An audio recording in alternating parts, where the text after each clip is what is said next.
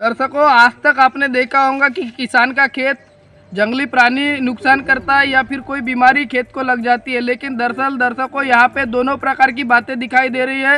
एक तरफ तो सुअर ने खेती को नुकसान कर चुकी है और दूसरी तरफ जो बची हुई खेती थी उसको आप देख सकते हो किस तरीके से मावा लगा है। आपने अपने जीवन में इस तरीके से एक साथ मावा लगा देखे या नहीं देखे, लेकिन इस समय आप यहाँ पे देख सकते हो। दर्शक नमस्कार, मैं नरेश बोपचे, सत्य गुजार न्यूज में आपका स्वागत है। दरअसल अभी ग्राम तिगाव के खेतों में है हम। यहाँ पे सेवंताबाई रांगडली की किसानी है और आप देख सकते हो कि सुअरों ने किस प्रकार से इस खेती का नुकसान किया है। आप देख सकते हो कि सुअर ने पहले किस प्रकार नुकसान किया, ये आपको दिखाते हैं। उसके बाद में मावा का भी हम सीन दिखाते हैं। ये देख सकते हो आप, सुअर ने किस प्रकार इस खेती का नुकसान किया है, किस तरीके से किसान का नुकसान हुआ है।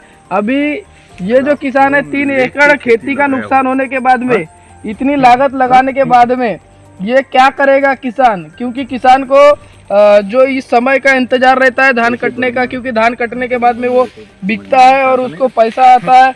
क्योंकि जो भी जमा पूंजी रहती है किसान वो बारिश के समय में धान लगाने में लगा देता है और वो बड़ा बेसब्री से इंतजार करता है कि मेरा धान आएगा, धान कटेगा, मैं धान बिकूंगा।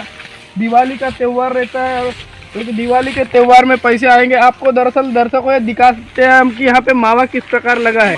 ये जब बंदी आप देख सकते हो कि बीच में कैसे यहाँ पे मावा लगा हुआ है। आगे दिखाते हैं दर्शकों, ये तो कुछ भी नहीं है, आगे बहुत ही ज़्यादा प्रमाण में एकदम मावा लगा है, ऐसी जानकारी मिली है और हम आपको भी दिखाते हैं।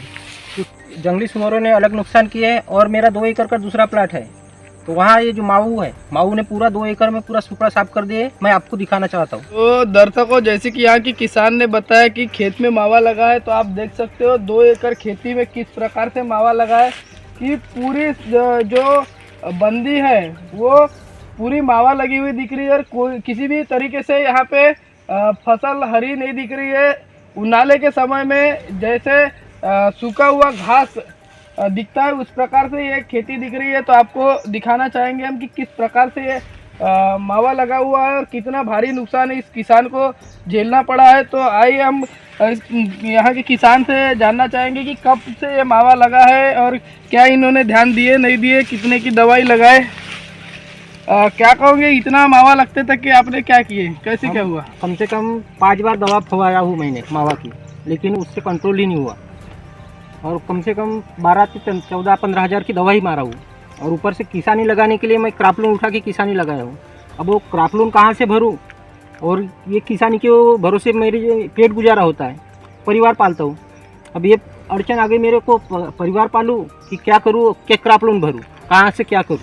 जो 1 रुपये वाला जो बीमा होता था वो किए हो आपने? हाँ, तो कोऑपरेटिव बैंक से हुआ है वो। अच्छा, तो वैसे ही हमको जानकारी मिली है कि यहाँ पे बाजू में और एक किसान की खेती है, उनका भी काफ़ी नुकसान हुआ है। आइए हम उनसे भी बातें करते हैं क्या नुकसान हुआ है। तो आपका कितना नुकसान हुआ है, क्या नुकसान हुआ है, किससे नुकसान हुआ है? हमारा खेत सेवंता रांगडाली के खेत को लग के है, जो इनकी खेती ध्वस्त हो चुकी है। और इसी खेती से लग के यही माऊ का प्रकोप हमारे 3.25 एकड़ में लग चुका है। हम भी दवा मारे 2-3 बार, लेकिन कंट्रोल नहीं हो रहा है वो भी।